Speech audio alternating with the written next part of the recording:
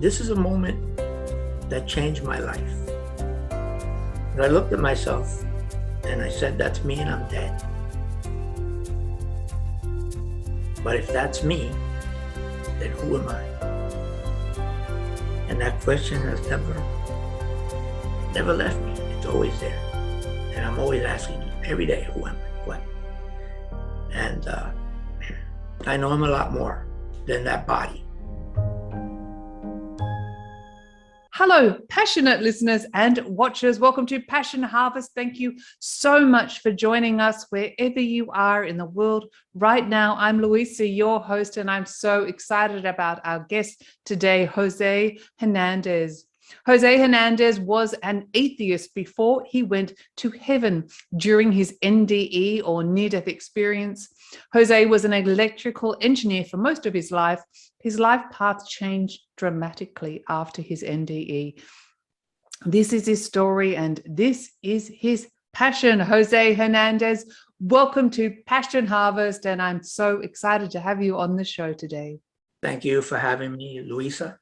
Oh, it's a pleasure. And I really appreciate you coming on to share your story today. I know you had a profound near-death experience or an afterlife experience. People call it many different things.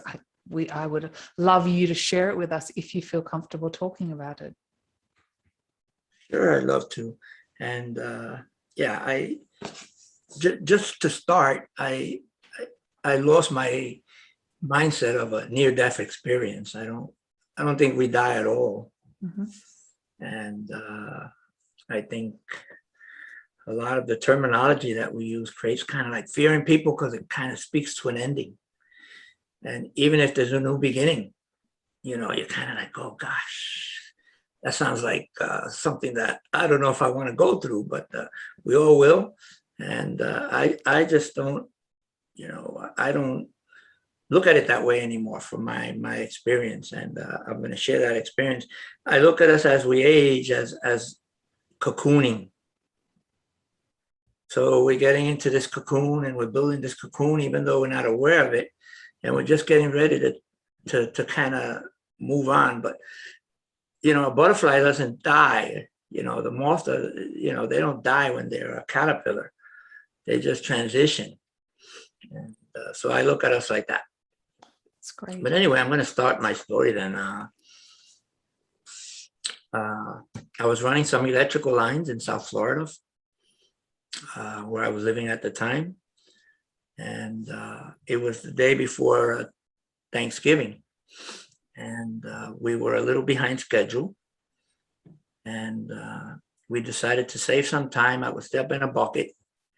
And the driver would navigate around the lines. And we could save about an hour. And so anyway, he didn't electrocute me or anything insane like that. He just kind of nudged the tree. I hit the side of the bucket and I broke all my ribs on the right side. And go to hospital. They give me some pain meds and I'm okay the first week. Then they decide they need to give me some kind of anti-inflammatory. So they give me a pain med that has ibuprofen in it. And apparently I'm allergic to it. And I had difficulty breathing. So I take the pill. About an hour later, I called up the ER and I said, guys, I'm really struggling to breathe. And the emergency room guy said, no, don't worry. You're all taped up. You can't take a deep breath anyway. So that's normal. So I said, okay, that's normal. So I kept taking the pills. And by the time I wasn't improving, the bones weren't healing. And so I was on these pain meds for quite a while. And my breathing just kept deteriorating and deteriorating until one morning I got up and I couldn't really breathe.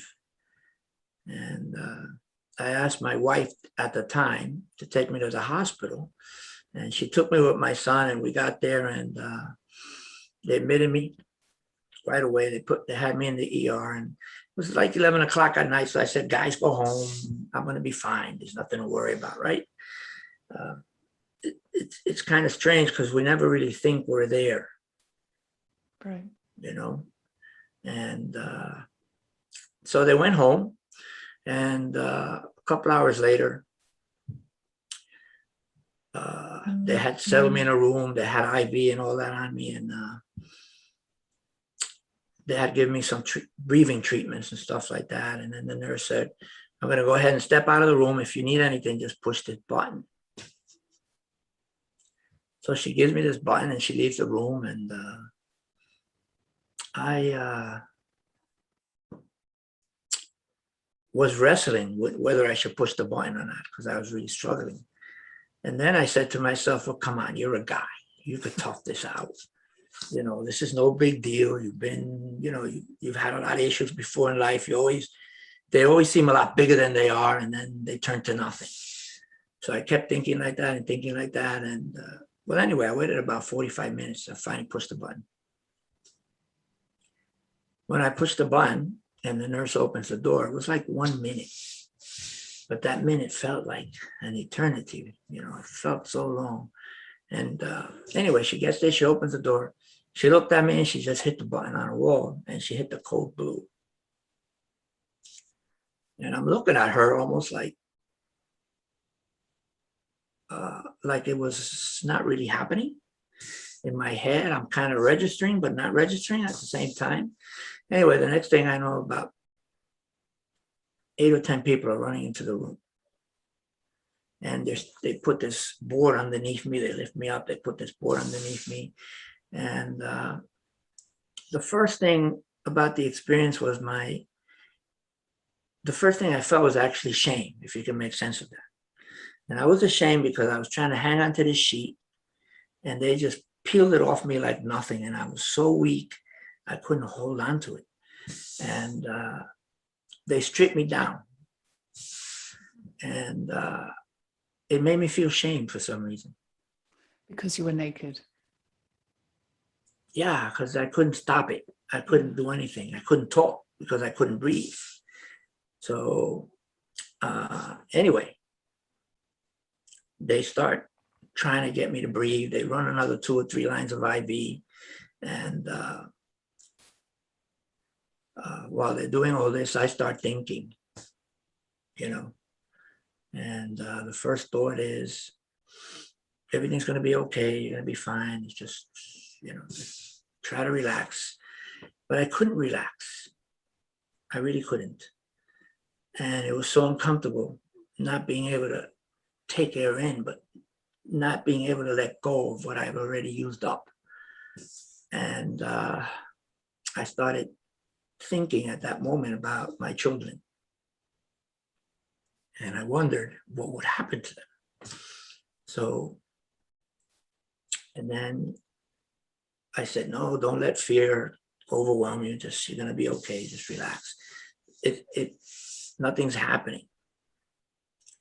Then I started feeling fear because I couldn't breathe. No matter what they were doing, they had this thing on me and they were squeezing it, and it blows air in you. And it wasn't helping me in any way. And I started thinking, well, what if this is real? What if I'm not going to be able to get out of this? What then, you know? And then I started thinking about what happens if I do die. Now, at that time, I didn't believe in God. I didn't believe in Creator. I didn't believe in anything. I was pretty much science-minded. So I believed really in math and science. So, you know, so with those thoughts, I said, I'm just going to be turned off like a light bulb, and I'm going to disappear. And that was frightening. And I wanted to ask someone to hold my hand, but I couldn't speak. And then there was a nurse standing right there, and I could reach out and hold her hand, but I started thinking about my father.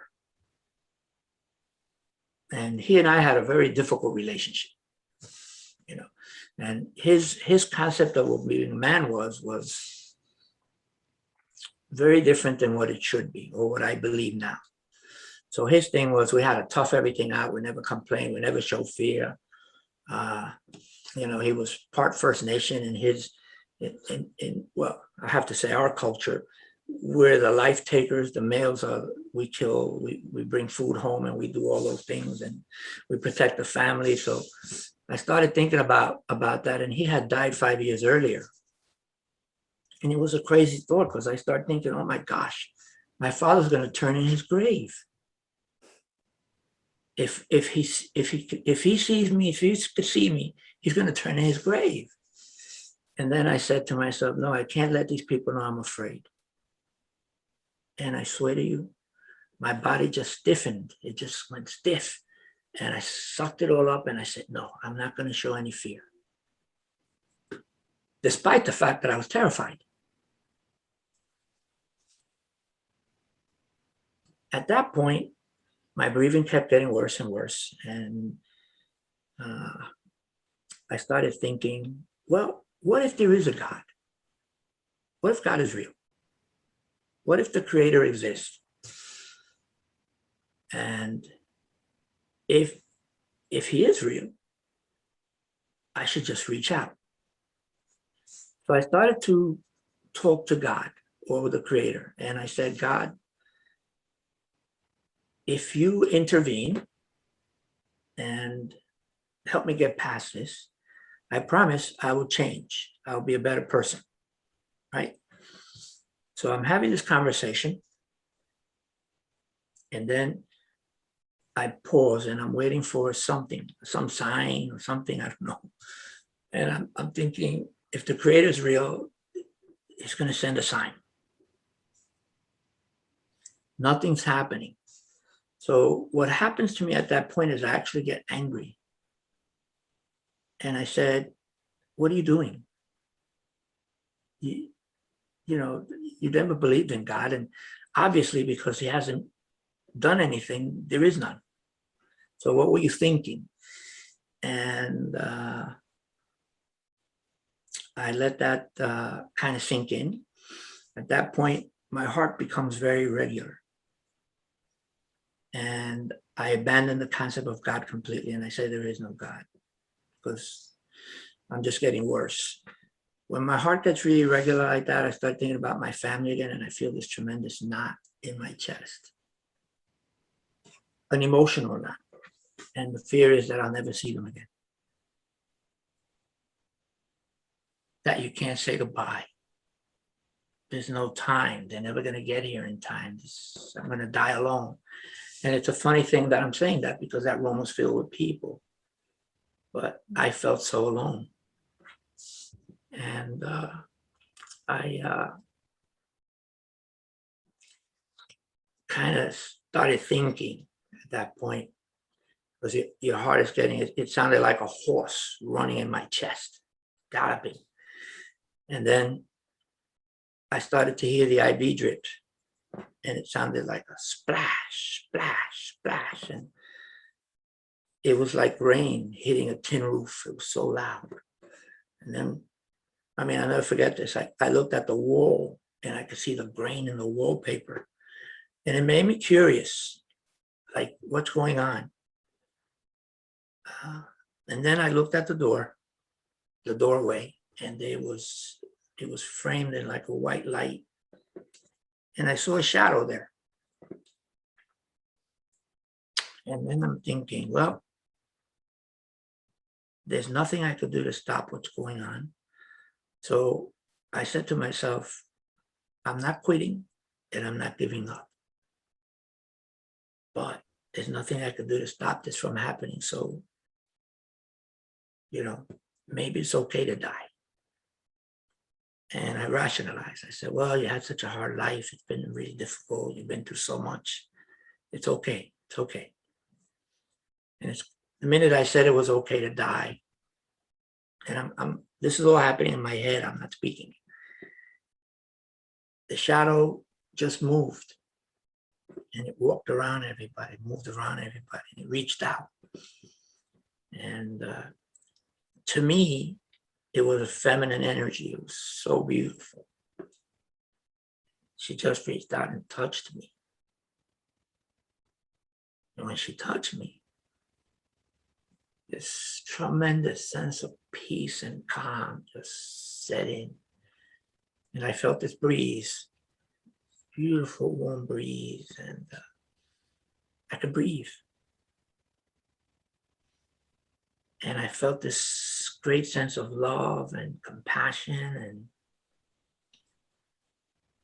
this breeze was just blowing, and I could feel it, and felt like it was lifting me, right?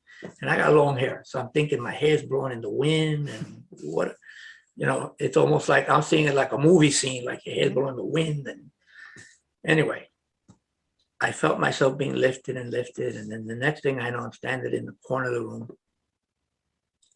and I'm watching the crash team trying to save my life and do CPR. You know, the funny thing is that before that happened, you could hear the monitor flatline.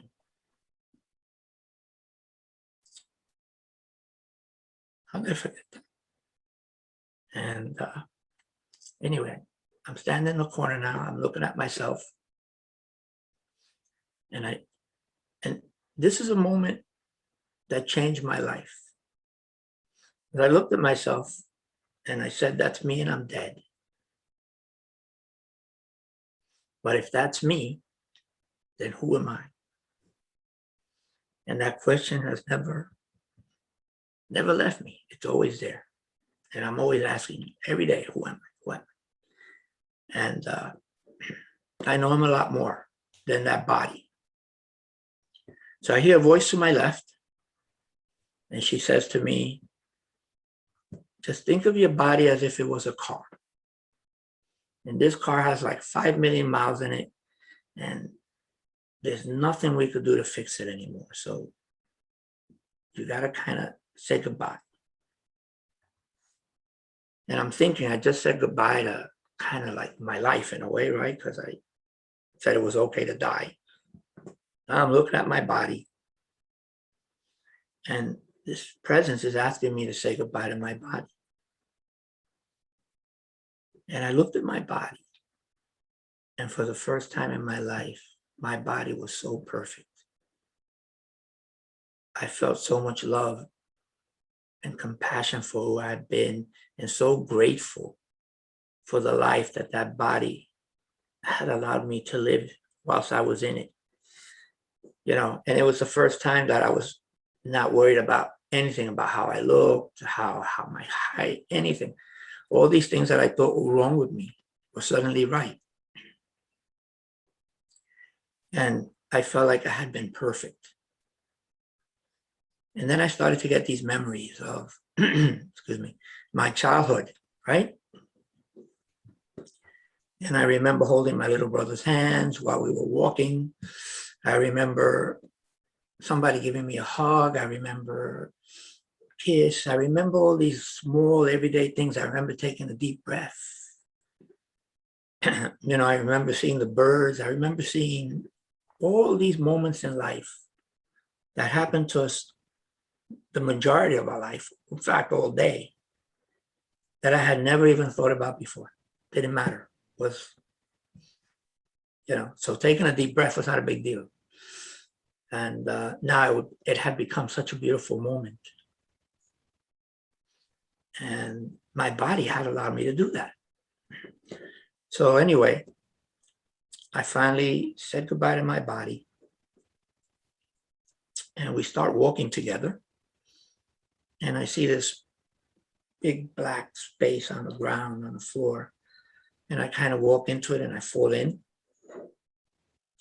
And the only time I felt any kind of discomfort in the experience was at this time. And I felt like something was being ripped off of me. And I hit ground, and then she says, no, we got to keep going.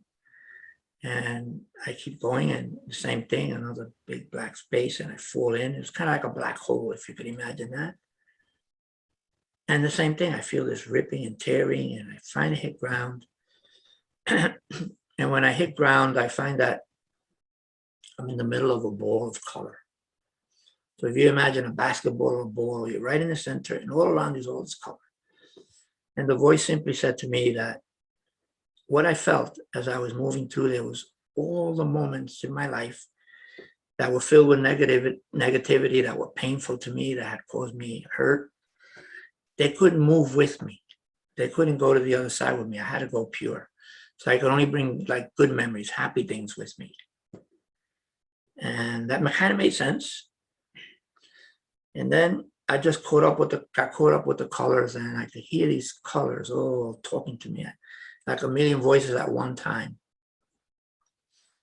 And they're all moving and changing, and they're so alive. And I realized at that moment, all these colors are living. And they're talking to me. And then it felt like, I didn't know if I was moving towards it or the color was coming towards me, but I finally got taken into it. And the first feeling I had was of acceptance. They accepted me no matter what. And it was such a moment of understanding how angelic we are and how pure we are, and how once we got to that, once I was there, how I was almost like just a part of that. And I had never felt so like accepted. I was used to people rejecting and all kinds of stuff. And here you're in an environment where you're so well received. And anyway, I can't say in my head or my mind, because I don't know if I even had a head or a mind. But in my consciousness, I could hear these colors talking to me. And they were telling me how to paint and giving me a blueprint saying, you need to do A, B, C, D, E, and this is how you're going to do it. So they gave me like a map. And I kept moving through these colors, and I finally come out on the other side.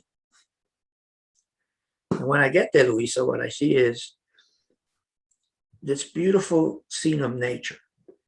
And that was very contrasted to me, because I was born in New York City. So I know what we would call the concrete jungle, a lot of buildings and a lot of stuff. And then in South Florida, it was a lot more rural than New York City, but we had no mountains and things like that. And these were just these beautiful mountains. And with a rich forest, and I could see herds of animals just running around. And it was so beautiful and breathtaking. And what was really profound was a sense of love and peace that I felt. So I looked out, I kind of began to move, and I had a thought. And the thought was, what's going to happen to my children? And a voice said to me, not to worry, I could see them from there. And when I heard that, it just integrated me completely. So I became that love, everything that was there. That's all I could feel, that immense sense of love and peace and tranquility. And it's kind of strange, because I really can't attach words to it, because it's hard. You know, how do you describe love, even here? Yeah. When we feel love, what is it? And I kind of embraced it. And then I started to move, and I realized I was flying. And I said, I'm flying. And the voice said that was normal there. So I said, oh, this is great, right? I started to move. And the first thing I approached was a tree. And this tree, as I got closer and closer, I could feel it taking up water and nutrients from the ground. And I could almost see it moving through it. And I could feel its heart and how alive it was. And I realized that it was a spirit the same way I was. And it made me honor that tree. I felt like so blessed to be in front of the presence of something that I saw so many times, and I didn't really think about it whilst I was in life. And now it was so humbling to be in front of it. And as I kept getting closer, I could feel this tree alive, and I became that tree. I could feel that moving right through me. Then as I got closer to the leaf, I kind of became that leaf, and I could feel the breeze and how it moved and how they interacted. And then I began to realize how living the breeze itself was. It was also alive. And everything I approached, I kind of became that. So when I approached a stone or a rock, I felt the energy and the life of that rock. And I realized in that space that everything was a being. Everything was a living presence. There was nothing that wasn't living. And it made me understand oneness. And that was so profound. It was almost like a teaching, like to understand being one with all these things at a fundamental and basic level, kind of like teaching me math. 1 and 1 is 2. So first you become a tree, then you become a leaf, then you become this, then you're a bird, and you experience all these things. Even there, I thought how profound it would be to experience everything at once. Anyway, I kept moving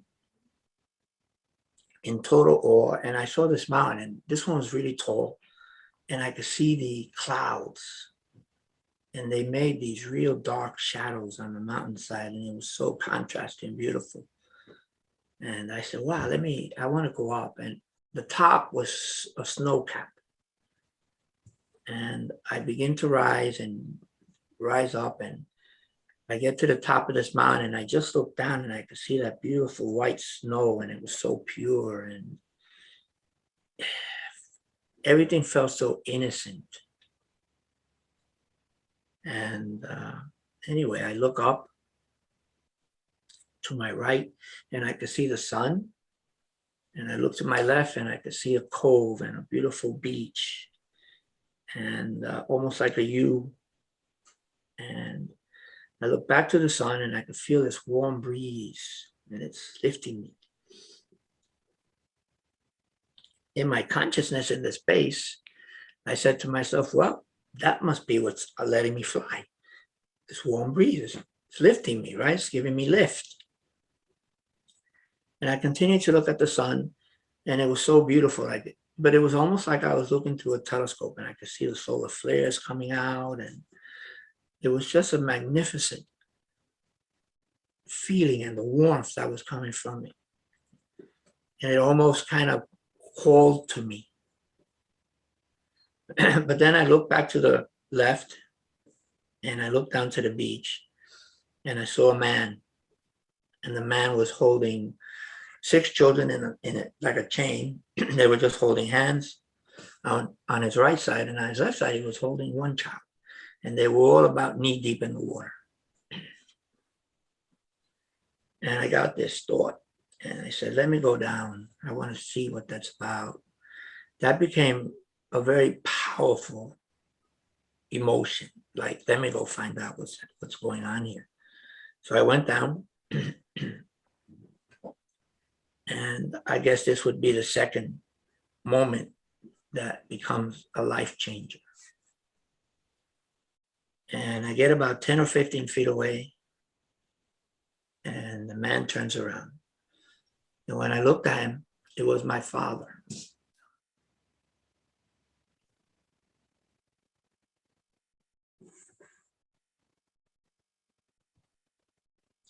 You know, this happened 21 years ago.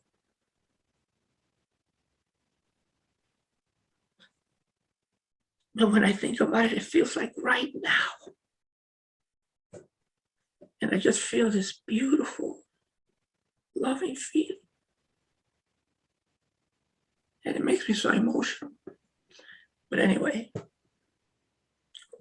we looked at each other's. And the first thought in my mind was, oh my God, I'm going to be able to do whilst I'm dead what I couldn't do while I was alive. And those are 2 very simple things. 1, tell my father I loved him, because we never did that. In his mind, men didn't hug, they didn't tell each other they love each other. He was very uncomfortable with being First Nation. And he wanted to be so Americanized. He wanted to leave that behind, like that wasn't part of his life anymore. And he just wanted us to be like this new thing that he thought was his dream, being an American. And so he didn't want us to have long hair, which was our culture. And there's a lot of cultural meanings why we have long hair and stuff like that, right? And in fact, he would say to me, if I had long hair, I would be gay. And he had changed so much from what he was when he was growing up to what he became when he was a man. So all that became part of our life. So we weren't allowed to show emotion. We weren't allowed to feel. You know, we were predatory. We were competitive. We thought that our measure of being a man was how much acquisitions we made. In like, we had houses, we had cars, we had women. In his mind, that's what it was. And I had grown up like that.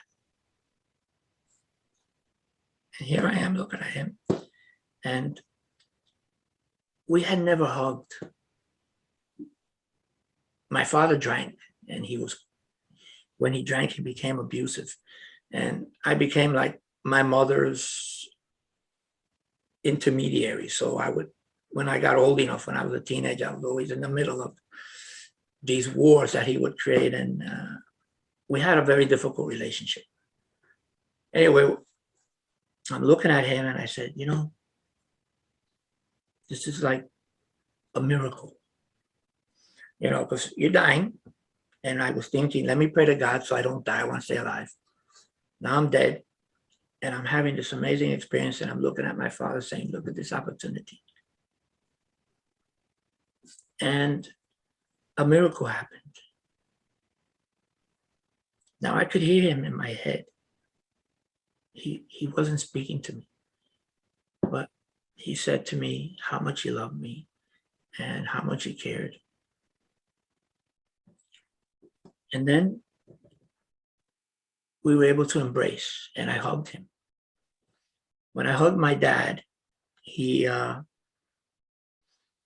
kind of became him. And I lived his life in a moment. And I could see all he had been through and how his life had been. And I realized how he had been proud of me, how, you know, I was the first one to go to university in my family. And I always thought he really didn't care at all about anything, but how wrong I was. And I was able to tell him that I love him and things like that. And then we let go of that embrace. And that was so life-changing for me, because in the beginning, it felt like I forgave him and he forgave me. When I came back, it was really about me forgiving myself.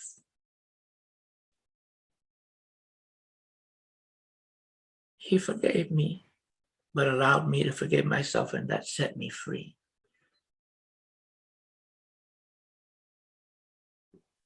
Anyway, he looked at me and we were so happy. And he said, Jose, you need to go back. And I'm looking at him like, are you kidding? There's no way I'm going back. I really like it here. And he's like, nope, you don't understand. It's not your time. You need to go back. And I'm looking at him like, nope, not gonna do this. Anyway, I felt this pull. I felt like it was in my chest, but it was from my back. And all of a sudden, I was back in body. I opened my eyes and I see the doctor that was doing the compressions and the CPR, and she just kind of got a little. I went right back to my father.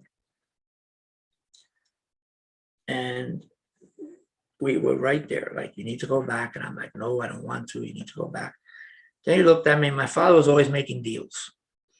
And he said to me, I'm going to make a deal with you. And I looked at him and I said, okay, what's the deal?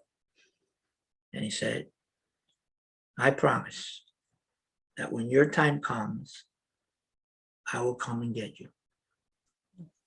And I'm sitting there thinking, wow, that sounded like such a beautiful deal. And I said, okay. And I just thought, okay. And I felt that pull, and boom, back in body. And I came back and I had been intubated and they were stabilizing me. And I felt at first like I had, was I just in heaven? And then I thought, well, if I was just in heaven, what happened? And I said it just like this. Forgive the way I'm going to say this, but I said, am I such a shitty person that even heaven kicked me out? Oh. And I started thinking about the whole event. Was it real? What happened? And it was a really long journey because I wound up in hospital for 3 months and I wound up with a prognosis that said, you're not going to survive, take care of your affairs. And I was told that quite a bit. And every time that a cold blue was hit, I was in that ICU unit for a long time. And I would think, that's going to be me again. And what I would do is I would escape to that ball of color. And when I was inside, and I could feel all those colors around me, and I felt so peaceful and calm there. And that was my go-to. They hit a cold blue, I just went right there. I was fearful. And the reason I was fearful was because when I could finally speak and they took, and I was getting a little better, I asked my cardiologist, I said, I just said to him, I think I went somewhere. And he said, no way, that was, your brain is still alive for 2 minutes after your heart stops. You had DMT, you had all these drugs we were giving you to help you to keep you alive, to help you breathe. So in essence, he was telling me it was like a dream, drug induced and things like that. And I was like, wow. So I never spoke about it again. And left hospital. I couldn't walk. I lost 30 pounds and I'm relatively thin to begin with. And it was a challenge to walk from one room to another. And I had oxygen and everything. And they gave me a 1.5 years to live. And then they had said to me, if I do surgery and I remove half of each lung, I might have 3 years. And I looked at them and I said, look, I've been in the hospital so long. I don't think it's worth it. Whatever it is will be, right? I didn't do it. And the thought was that this was going to be progressive. My lungs would just keep getting worse and worse. And but anyway, I slowly started to improve. I will say that I did go to see psychologists and psychiatrists for 5 years. I had a real difficult time fitting in.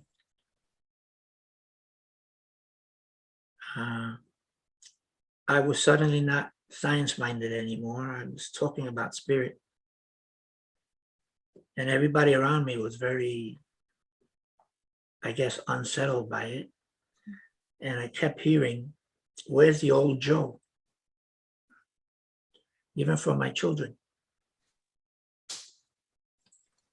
So one day my wife said to me, I don't know who you are anymore.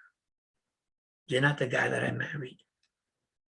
And I was thinking, wow, I'm more spiritual and all that. I'm a better version. But I wasn't a better version to them. And she wanted who I had been. And I couldn't be that anymore. So we got separated and ultimately got divorced. And, so it was a very difficult journey. Well, Jose, thank you so much for sharing that experience. I have to say it's one of the first times, and I've interviewed a lot of near-death experiences and they have been profound, but at one point I thought I was going to have to stop as you were talking about your dying. I could feel it in my whole body. I don't know why, but I've never experienced that before. That's just a side note, by the way. If you don't mind, I'd like to ask you a few questions. You did touch on it briefly, but you asked yourself a profound question: who am I? Do you mind just expressing that a little bit more to the audience. Who are we and why are we here? Well, you know, thank you, Louisa. That's a great question. And this is coming from a guy that used to be an engineer, that used to think like a certain way and everything had a solution. And what I realized that I'm not this. I am a being that is eternal. I am an aspect of the Creator. I am perfection. And I realized that, and I refer to every being, everything as an angel now. We're all angels. And we all do good things, even if we do a lot of naughty things. And that's what I feel I am. I feel we're all angels. I am a lot of things. And I'm going to share this with you, Louisa, because it's very important. You know, when I'm 5 years old, I'm this way. When I'm 10, with the experience of life that I gain, I'm different. When I'm 15, when I'm 17. And what I realized that I've been a lot of people. Before my experience, I was one way. After my experience, I was another. And it's almost like the experience of where I became the tree and all that. We're all these different beings. We live, you know, different lives for a certain time, and then something happens and all of a sudden it just changes us a little bit. And all of a sudden we're living a little different life, and then that becomes a very different life. And so to answer the question, we're so many things. But basically I am an aspect of the Creator. I am like that in a way. I can create. We create. You know, when we think about creation, we think about children and stuff like that, but everything we do is creation. You know, when we do our hair, when we paint, when we build something, when we invent something, everything that we have here is just been stuff that's been created by people. The computer we're on now, all this technology. And I look at us as just creators. And so, like, we're an aspect of our parents and all our ancestors. We're also an aspect of that creating force, that energy that makes everything. And so that's what I feel we really are. And that's why I call to me, everybody is potentially an angel. And we have that moment where I might say something to someone where I may not even be aware, but I change that person's life. And I think we serve, we help each other, like that beautiful woman that took my hand and set me free. And there was so much power in that moment. To me, she had been that angel. And I've had so many angels in my life. And I never thought of them as that. So many, you know, amazing moments that happen in your life, and you just look at it and you just keep going like nothing, you know. So anyway, I believe that's what we are. The second part of your question is why we're here. And to me, that's very simple. It doesn't matter. Only matters that we are here and that we have this opportunity. And we have choices that we can make. And the choice that I look at and that I made was, how do I want my life to be? I have two choices. And when I reach that moment again, when my father comes to get me, how do I want that to look? In my mind, I want that to look good. I want to have good memories. I want to have a lot of good thoughts because I know I could take them with me. And I realized that all these negative things and bad things and all these things that we think are painful and stuff like that, you know, even our thoughts of envy and all that, all these human thoughts that we have, they can't move to the other side with us. So why fuss with them here? Why create this burden for yourself? So, you know, I don't even worry about why I'm here. I just say, thank you, Creator, for giving me an opportunity to be here and have this experience. And what do I want to take from here with me? You know, we got all these memories. So we're having a nice time here. We're having this great conversation. This is a good memory. Yeah. And that's what we do. We make these things. You know, we're making this moment together. And so it just goes back to our creating capability and why I'm here. Doesn't matter. Well, That's not a question to me. You expressed that. I just love that. I'm going to re-listen to this because you've expressed it so beautifully. And you also spoke about moments, how important the moments that we create and creation are so important. The simple moments you mentioned, not necessarily the material possessions as well. I just want to touch also on one thing you said when you transitioned or had your near-death experience, you couldn't take your negative moments with you. Do you mind just talking a little bit more about that briefly? Yeah. So as I fell through these, you know, to me, this black hole was my tunnel. And maybe because I had a science way of thinking, I saw it as a black hole. And I just got drawn into it, right? But it was the only, like I said, it was the only moment that I had that was uncomfortable. Mm-hmm. And it was like something was being ripped off of me. I visualized it almost as scales. So if you imagine something happens to me in life and I got hurt and I built a little wall to protect me. But instead of seeing it as a wall, I saw it as a scale. And this force was just peeling them off of me. And in a way, purifying, making me pure, making me so that when I move to the next space, when I move to this creative space, this where the creator is, I could only be in a pure form. I could only be in that same essence. So think about when that angel touched me when I was dying and made me feel peace, calm, love, like I could breathe again. I could only have those emotions. I had to be very filled with peace, calm, and only love. And that's why, in my mind, explains why that space is that way it is. Because we can't take anything from what we create here that we deem to be negative. We can't carry that with us to the other side. And so that side is just totally pure. So it's only love, tranquility, peace, calm. There's so many beautiful words that we could attach to it. And still none of them come close to actually describing what that feeling is. And then a sense of unification. So all those walls that I built around me kind of isolated me, right? They isolate me. They keep me from, oh, I'm afraid of love because I'll be hurt. And then they stop me from doing a lot of things that I should be able to normally do. And so imagine if we peel all those off, how different we would be even here. And if we could be so unafraid and vulnerable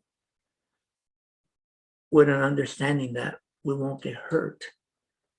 And, you know, that's how that space is. So there we take all the mask off. There's nothing disguising us. And we're who we are. And who we are is just a loving energy. You know, there's nothing not loving about who we are. Mm-hmm. And a lot of times what happens to us in life dictates how we become. Absolutely. And it's so interesting that you were talking about the fear. You know, you had such a profound experience, but you were still afraid, and you opened up once that beautiful woman held your hand. That we hold on to fear that holds us back, really. After that experience, and you embrace the fear, you could call it, do you still have that fear? Do you still carry it with you? No. I learned that there's nothing for me to fear. And it made me fearless in many ways. So I'm not afraid to be loving. I'm not afraid to be vulnerable. I'm not afraid to be open anymore. I'm not afraid to cry. I'm not afraid to be me. Mm. And I think once we become unafraid to be who we are, then the fear of dying is no longer will hold onto us. You know, it's really a fear of living Yeah. that we have. And we're afraid of so many things, and afraid of being hurt, and afraid of all these things. And, you know, it holds us back from living. And I know what it feels like to live over there for that instant that I was there. I was only there for 5 minutes. And even though that felt like a day and a half to me, but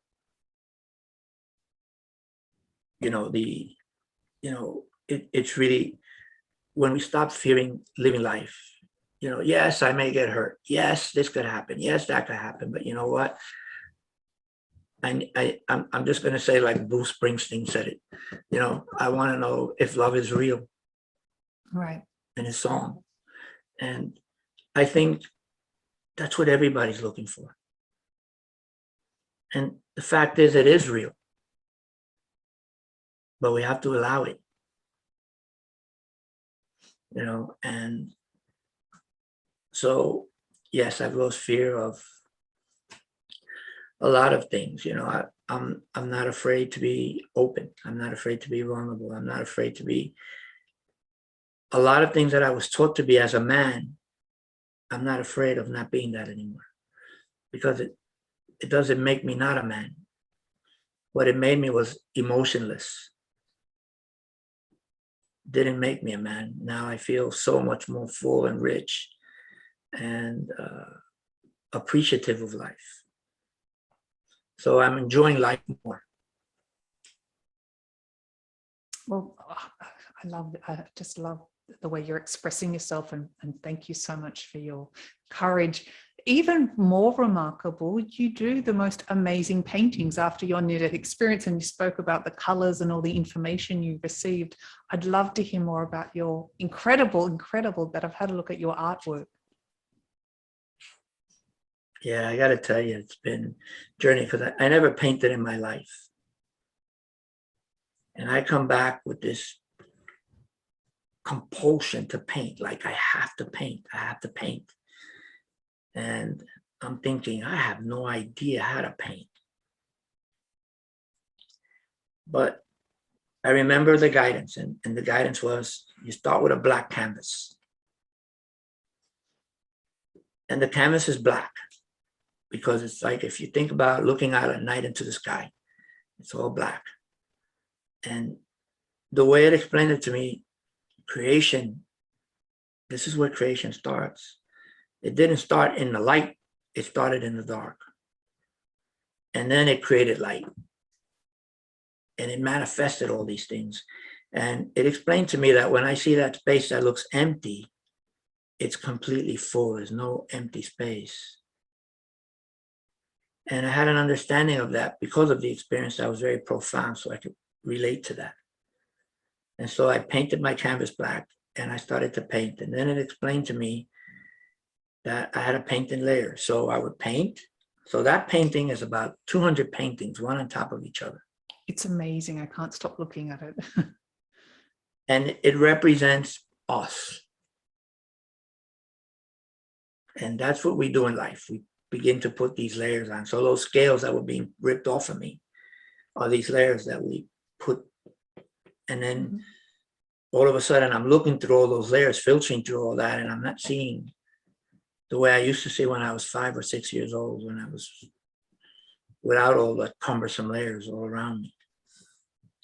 So the idea is, when people look at it, to find themselves. So that question that I asked becomes very, very relevant. That's me and I'm dead, but if that's me, who am I? And the question is, who am I? And I paint on metal. I paint on glass. I paint on material, that metallic paper, so you get to see yourself a little bit in it. So when I'm looking into that painting, I'm already seeing myself. Now we kind of psychologically pull that out and focus on the painting, but I'm there. And what it speaks to is you're there, all your ancestors are there, and it goes back to our root beginning, to the blackness. And it takes us back to that point where we become one. And when I'm at that point where I become one, I'm you and you are me. And it doesn't matter who I am because I'm everything. And that's the answer to that question. You know, when I ask who I am so many things. And I've experienced it. I don't have a recollection of that in my physical body, but my spiritual being is so integrated into that. So the idea is that when I look at the painting, I am integrating into my family tree. I am reconnecting with all my ancestors. In our culture, we have a philosophy of our 7 grandmothers, which means everybody, my entire lineage, right, all the way to the beginning. And that commingles with yours, it commingles with everybody, it commingles with every animal, it commingles with everything that we know. Because at one point, there's only one beginning. And it honors my experience in the sense that I don't believe in color as just light. I believe it to be just as alive as I am, and it's just an angelic energy, it's spirit. And I respect it that way. And that explains to me why when you look at a painting, you say, I think I like this one better than that one, and you buy this one. And to me, it's because it's talking to you. We're not wired in our physical body to understand that, but that exchange is happening. It happens in the clothes we wear. So the colors I pick at home, they're a lot more relevant than we believe because they give us comfort, they communicate with us, they give us a sense of peace. That's why home feels like home. Like a similar resonance. Something about going home that makes you feel really special, right? Yeah. And part of it is that the colors we choose, how we dress, and it also tells me who you are. So the colors that people use is almost like a blueprint for their life in some way, or this life. Exactly. Or their soul. Even the colors we wear. Oh, but we're both wearing blue. Colors we choose. Yeah. Blue. Blue speaks to peace and tranquility. Okay. So people that use a lot of blue usually have very busy lives. And they're looking for peace and calm and some breaks. And I wear a lot of blue because I say I love it. Reminds me of the sky and the oceans, but it also speaks to being peaceful and calm and needing that in my life. Interesting. So that's what I want. Right. I'll have to think about that one, but it's extremely interesting. Jose, it's been so delightful to talk to you. Is there anything else you'd like to share with the Passion Harvest audience that perhaps I haven't asked you? Or anything you'd like to share on a final note? Well, Louisa, you've been quite amazing. And I think your questions have been really thought-provoking in my end. The only thing I could say is if anybody wants to learn a little more, they could go to my website. It's innerimmersion.org. And if you want to find out a little bit about how the colors are and things like that, you could see it there. And that's pretty much it. I'm very grateful for this opportunity to speak. You know, I think you're going to change a lot of lives just by doing this program. I think it's a beautiful thing to do. And get the message out there. And what's beautiful about it is that you have so many different angles that people come at it from, you know, because everybody's experience is a little different. Everybody's life experience is different, and it manifests in this conversation, you know. So if I came from the hood, my expression would be different. I did come from the hood. My expression is different than somebody that maybe came from a suburb. also what I believe going in makes a big difference in the experience, right? Very much So I'm just very, very, very honored to have had this opportunity. Maybe I hope one day we could actually meet in person. Oh, I And, would love that. Well, I have to say you're amazing, and it's been an absolute honor and delight for me to have you on the show. It really has. And meeting in person one day would be fantastic next time I'm in the US when travel opens up a little bit more. I also just want to say, if anyone missed that link for your website, it'll be in the show notes below. All right, thank you. Yeah, and many blessings to you. Many blessings to every one of you out there hearing. Thank you so I want people to understand that. Yeah, I just want to say, you know, we're all relevant. We all matter. We're all important. And a lot of times it doesn't seem like that. Our lives seem so like casual in a way, like, oh, we're just another day. But everything we do has an impact, you know, and a lot of the choices we make not only impact who we are, impact a lot of people around us. So, you know, just try to be a little more aware of ourselves. You know, if I honor me, I honor everybody around me. And I'll end it with that. And with one of my cultural sayings, we say all our relations, it's a way of saying goodbye, but it speaks to everything that has touched my life in every way and is a part of me now, you know, honors you. Beautiful, Jose. Thank you for your incredible messages, and you're such a beacon of light. So thanks so much, and bye for now, I guess. Until next time, or until we meet. Thank you. Many blessings, and I know you're doing a good thing. Continue. You too. Bye, Jose. Thank you. Bye-bye. If you liked this episode, please do subscribe for weekly passionate, inspirational interviews.